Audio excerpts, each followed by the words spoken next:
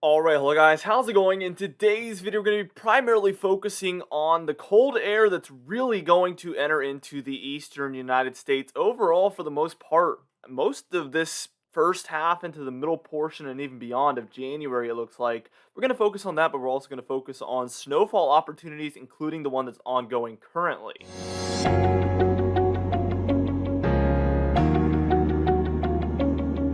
Anyways, before I get into this video, be sure to smash that like button, leave a comment down below, and subscribe for more weather-related content. For today's comment of the day, I want to know, do you think that the cold air is going to primarily be in the east all the way through the end of January? Let me know in the comments down below what your thoughts are, and I'll be picking one of those for tomorrow's video.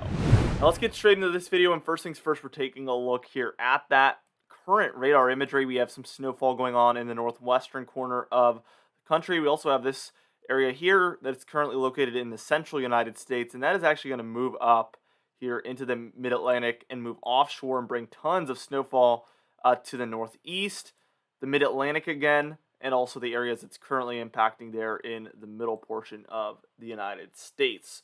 It's interesting here, you can tell where the jet stream is literally by looking at the radar. You can tell the motion looks just about like that, and that is where it's at currently. So let's move up into the northwest real quickly. Let's take a look here.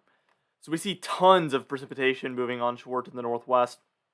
Not too surprising here. We see this time and time again. Now we do see a lot of snowfall coming down for Washington and through a little bit of northern Oregon. A lot of Idaho there, Wyoming, and then western Montana there in the mountainous regions of Montana. We're seeing a lot of that snowfall as well. This is really coming down. We see heavy rainfall also for Seattle and Portland and also surrounding regions there of coastal Washington and Oregon, especially northern Oregon there. Then as we move down to the central United States, you can see from Denver all the way through Kansas City, Springfield, even Memphis. All these areas are seeing tons of snowfall here throughout Colorado, Nebraska, Kansas, Missouri, Arkansas, Kentucky, Indiana, Illinois, Tennessee. So a lot of these states are seeing a lot of this heavier snowfall.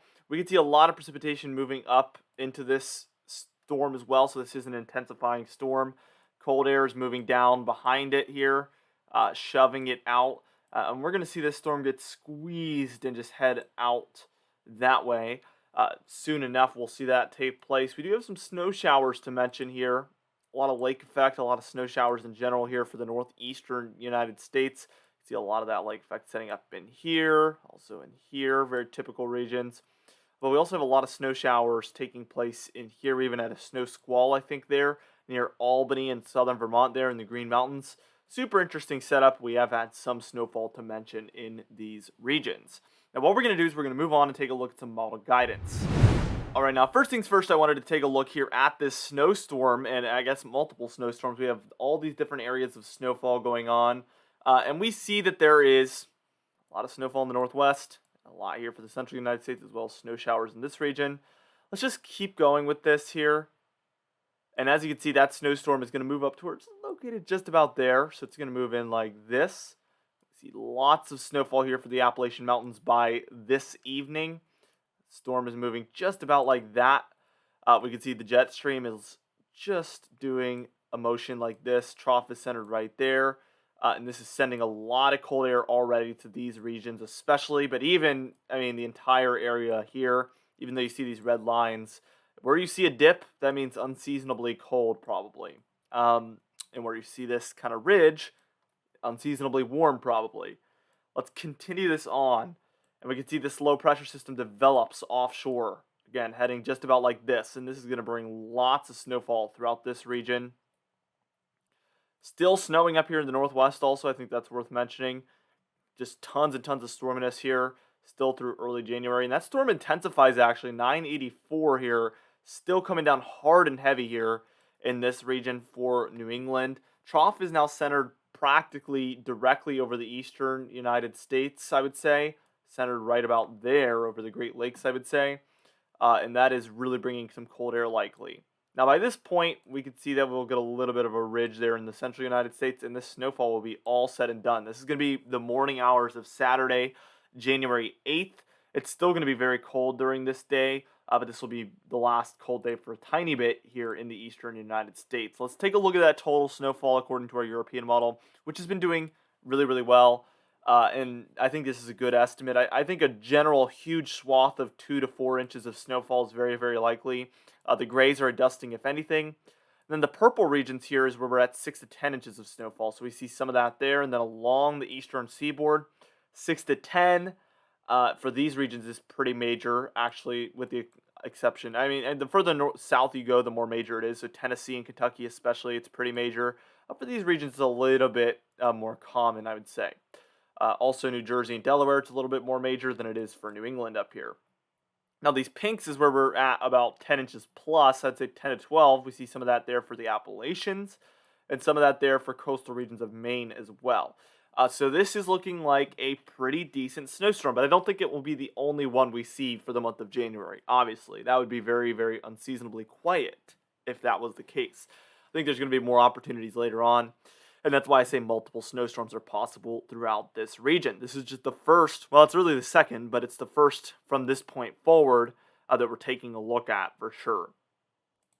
Let's take on a national view, and let's just take a look at those temperature anomalies. And I want to backtrack here, actually. So this is where we're at right now. You can see this cold is really going to blast down. This is clearly an Arctic blast here.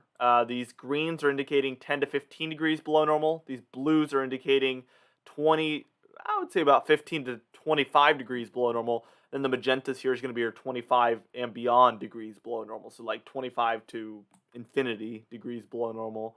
Especially those bright pinks is where we're at like 35 degrees below normal or more. And we can see that continues on. This is Saturday afternoon. You can see it's holding on the East Coast, like I said. But clearly we're seeing something like this going on. Very weird jet stream pattern. We get a tiny bit of a warm up here. I'm going to have to switch to the 0Z. I feel like I keep having to do this every day. So we see a little bit of a warm-up, but look at that. Arctic blast right behind it. Not even a day of warmth there. Maybe Sunday afternoon will be a little bit warm for most folks, and then boom, by Monday afternoon or Monday afternoon or around noontime, we see tons of cold air throughout this region, just as potent as the last time, clearly in a pattern like this again. And this looks to be the trend. And that is very cold here. This is Tuesday, January 11th. We're seeing these magentas, again, 25 to 35 degrees below normal or so here for New York, New England, all those regions. We're seeing 20 to 25 degrees below normal for these regions. Same story up here. Very, very far below normal. And that's why if any storms come through, we will have an opportunity at major snowstorms. It will be cold enough. And this is by the time we're reaching Wednesday morning. You can see the eastern seaboard is holding onto that cold, but there's a lot of warmth up here in the western and central United States. And the cold kind of holds on for the coast throughout the long range, as you can see. Then we see a little bit of a southeast ridge trying to make an appearance by the middle portion of the month. But overall, a lot of this cold is still in the eastern United States, and it's moving in an eastern direction. So we should see that take back over this southeast ridge, especially with the pattern we've been in and will continue to be in now, which is more of a flip-flop pattern or a progressive pattern where when we see it warm up, it doesn't last long because a cool down is right behind it, and then it'll warm up after the cool down. Instead of just being warm the whole time, we are seeing us move into different patterns over and over and over again, which is a much better pattern to be in if you want cold and snow. Now, I wanted to take an opportunity to talk about some teleconnections here with you guys. Again, this is our 0 line right around there. And this is our Arctic Oscillation, or AO. And in its positive phase, we don't usually see a lot of Arctic blasts. And as you can see, the entire, until the 21st, this model, the European ensemble model, is forecasting us to stay above this neutral line here, as you can see.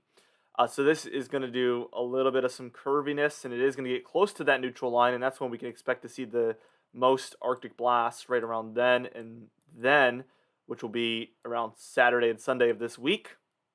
And then potentially Saturday, Sunday, Monday, Tuesday, Wednesday time frame of next week. It'll probably be a smaller time frame than that, but it is hard to predict exactly when that would be. So again, right around there is when that next Arctic blast would potentially be.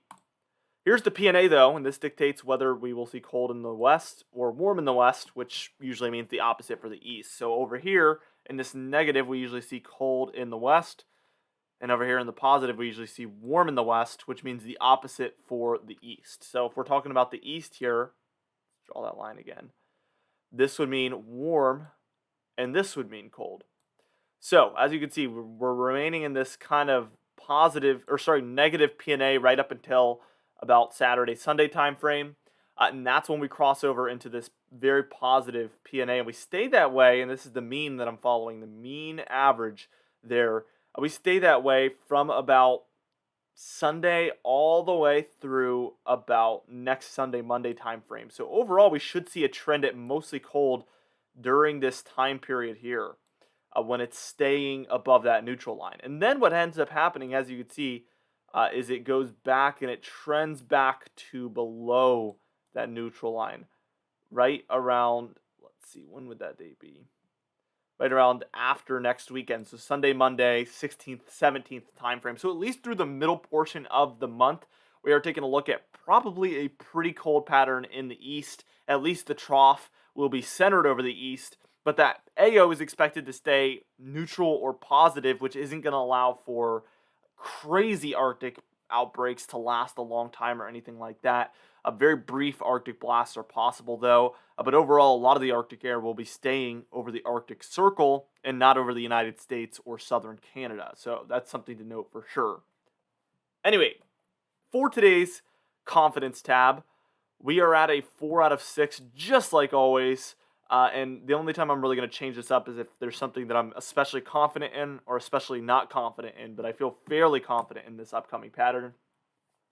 For today's comment of the day, I asked you guys, do you think we're going to see a lot of snowstorms in the upcoming pattern, or do you think it's going to get really quiet? And James Marr said, I believe, quiet down for a week or two, then it could get quite active.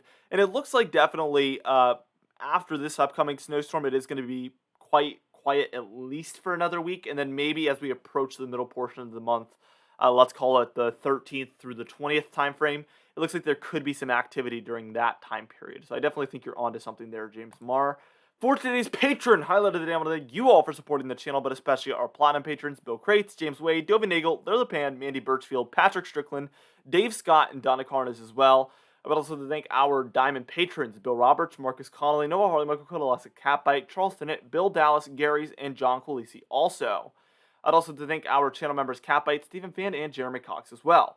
Anyway, guys, thank you so much for watching this video. Be sure to smash that like button, leave a comment down below, and subscribe for more weather-related content. I'll see you guys in the next video.